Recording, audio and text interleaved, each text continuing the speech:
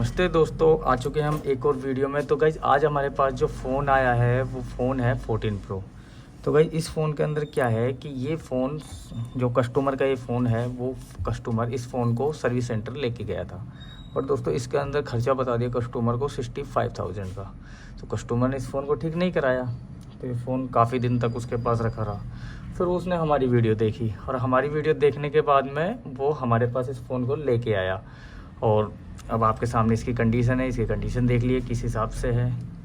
इसका बैक बिल्कुल टूटा हुआ है, फोल्डर भी इसका पूरा गया हुआ है। तो हमने इस फ़ोन को लिया और अब इसको करते हैं ठीक। बने रहिए आप पूरी वीडियो में, आपको पूरा दिखाएंगे कि ये पूरा फ़ोन हम कैसे दोबारा से सील पैक करने वाले हैं।